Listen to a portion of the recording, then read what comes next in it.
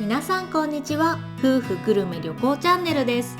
今回は日本橋水天宮にあるミシュラン一つ星の江戸前寿司高垣の寿司をご紹介します。真剣に寿司に向き合う大将の握る寿司は絶品でしたよ。それではぜひ最後までご覧ください。水天宮から少し歩き、小さな路地に入っていくと目的の寿司屋高垣の寿司があります。大正時代の一軒家を改装しているらしく、とてもレトロな雰囲気です。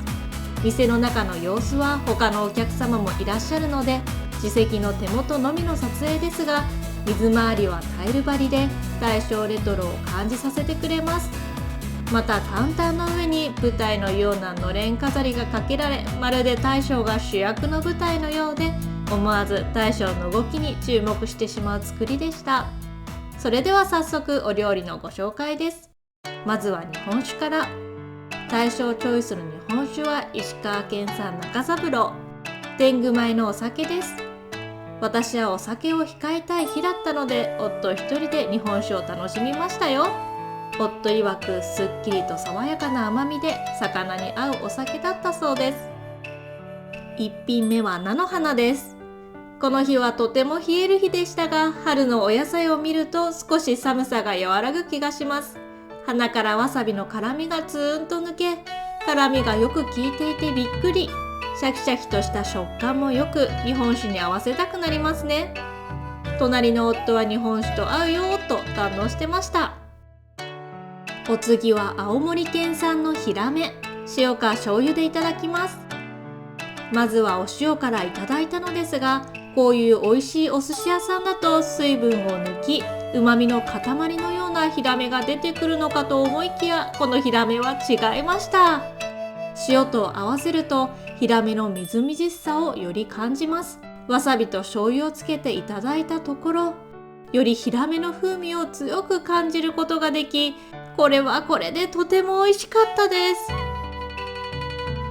お次は横須賀のタコ、塩か醤油でいただきます。歯ごたえがしっかりとしていて、噛めば噛むほどタコの旨味が出てきて美味しい。ずっと噛んでいたいほどでしたよ。塩でも醤油でも美味しかったです。3品目はスルメイカの塩辛。これは濃厚系の塩辛で美味しすぎました。最近柑橘を効かせたさっぱりとした塩辛をいただくことが多いですが、こちらはドロドロ濃厚系です。日本酒が飲みたい。このお店はノンアルビールやワインは置いていないので、せめてノンアルビールを置いてほしいと切実に思ったのでした。お次はアマダイの酒蒸し。タイの皮目は炙られ、身は少し透き通っています。お出汁とタイがとても映える器もいいですね。タイの身が口の中でほろっと溶けていきます。お出汁も甘めでタイとの相性もよく、一瞬でペロリといただきました。とても上品なお味です。お出汁も素晴らしく美味しかったので飲み干してしまいました。さて次からは握りのスタートです。最初の握りはタイです。赤酢のいい香りがして、シャリもちょい固めで、これぞ江戸前寿司といった感じ。噛んでいくとタイの甘みがだんだんと強くなっていきます。食べながら、これはタイのクレッシェンドだと思いました。1貫目にシャリの香り、味、食感のインパクトからシャリへのこだわりを強く感じます。2貫目はスミイカ。サクサクと噛み切れるのにねっとりとしていい感じ。イカは包丁の切れ目をたくさん入れているところも多いですが、こちらは5箇所の切れ目だけです。それなのに噛むほどにねっとりとしてくるので驚き。スミイカ独特のほんのりとした甘みも感じられて美味しかったです。お次はマグロ。シャリとネタの間に海苔が入っていて、とても香りがいい。トントビ海苔かな。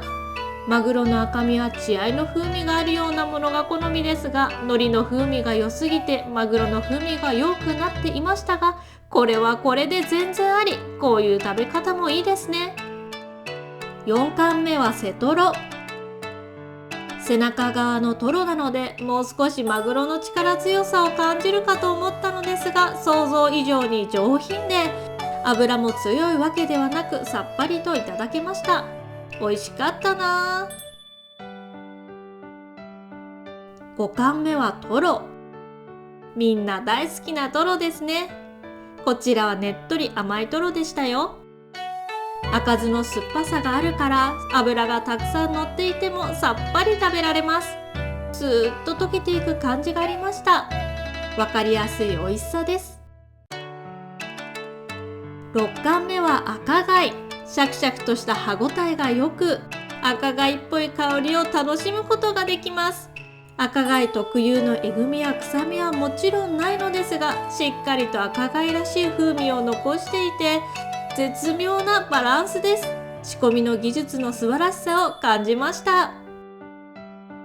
7貫目は島味です。少し酢で締めているのかなと思うほど酢が効いている感じがしましたよ。もしかしたらシャリが強いのかな。青魚独特の香りはあまり感じず少しびっくり。こういう食べ方もあるんだと勉強になりました。8貫目はミル貝。夫曰くミル貝はめちゃんこ美味しかったそうです。確かにシャキコリ食感で店内に響くんじゃないかというぐらい歯ごたえがよくいい音がします。噛めば噛むほどに甘みを感じ美味しかったです。9貫目はさより。ほんのり薬味のいい香りがしてびっくり。でもさよりの存在感を消すことなく絶妙なバランスです。ネギがシャリとネタの間に挟まっているのかと思ったらそうではなく、ハケで塗る醤油にネギと生姜を溶け込ませているそう。素晴らしかったです。10貫目は車エビです。殻付きで火入れしたものを目の前でさばき、握ってくれるから殻の香ばしい風味が身に移り、めちゃくちゃ美味しい。エビの甘みも旨みも強く、これも絶品でしたよ。そして牛尾汁。鯛のアラとしじみで出汁を取っています。まず出された瞬間、いい香りに包まれます。しじみの出汁が出ているのがよくわかり、体に優しいとしみじみ感じました。夫曰くお酒を飲んだ後に飲みたい一品だそうです。お次は小柱です。繊維がしっかりとしているので、噛むと口の中でほぐれていくのがよくわかります。とても存在感のある握りでした。お次はかすご鯛。少し酢で締めています。酢で締めたかすご鯛は初めてでした。他のお寿司屋さんで何度もかすご鯛の握りをいただいたことがありますが、全くの別物でびっくり。新しい発見のある握りでした。コースの最後はかんぴょうです。海苔の風味がよく、おそらくコントビ海苔。シャリとわさびと海苔とかんぴょうの相性は抜群で、かんぴょう自体がとっても美味しいです。かんぴょうの味が濃いから醤油はなしでしたが、完璧な美味しさでしたよ。次からは追加です。まずは煮浜を追加しました。てっきり江戸前なので詰めかと思いきやお塩です。飲み込むのがもったいないほど旨味と甘みが強く美味しい。噛むほどにハマグリの美味しい汁がじゅわっと溢れ出し、これを美味しいと言わず何というのか、ハマグリの甘みを塩が引き立てており本当に美味しかった。そしてかんぴょう、美味しすぎて追加してしまいました。1本を夫と半分に分けていただきましたが、正直私は1人1本でもよかったくらい、もう少し堪能したかったです。